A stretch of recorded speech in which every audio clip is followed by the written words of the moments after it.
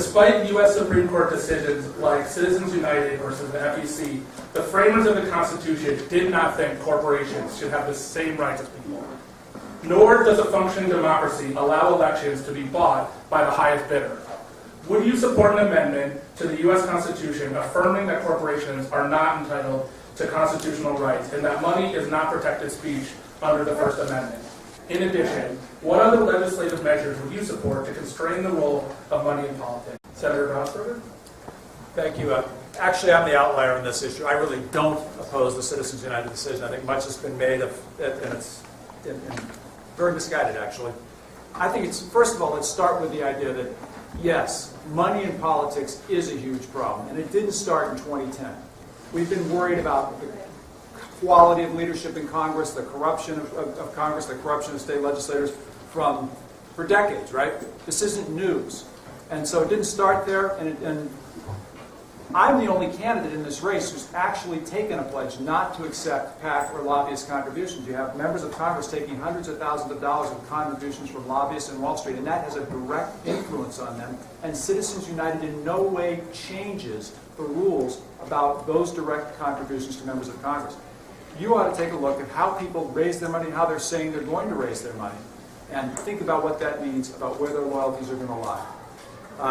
So why does it, there's actually a huge downside in talking about changing Citizens United. What does Citizens United say? It pertains only, first of all, to that 60 days of pre-election activity.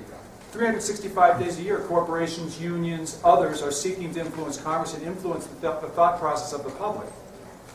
If we actually took, if in the name of changing what happens during those 60 days before an election, we actually changed the Constitution to state corporations have no rights. Of course corporations are not people. Of course, that's common sense. But what does that practically mean legally? It means that the police could waltz into any office building owned by a corporation and do what they please because it's a corporate-owned property. It's so ironic that we're talking about abridging our constitutional rights at a time when we're afraid about government surveillance. And think about what it means to corporations like Planned Parenthood, the Sierra Club, Common Cause, the New York Times, and Fox News to say that they have no rights whatsoever. Big mistake, folks. Big mistake, period. But here's the interesting question, right? How come it hasn't happened already? How come it didn't happen in 2008, 2009 when we actually had control of the 2009, 2010 when we had control of all three branches of government? How come we didn't pass, how come we bailed out the big boys on Wall Street? Didn't make them pay the bills? How come we passed a weakened Dodd-Frank? How come the Wall Street big boys are still get the deduction for carried interest?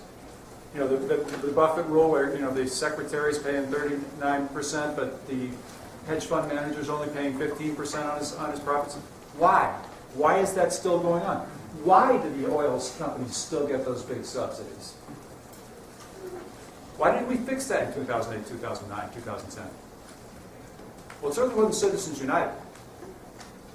It goes back to A, the larger politics of the country as a whole, and B, those lobbyist donations that have such a big influence on how the decision-making is going in Washington.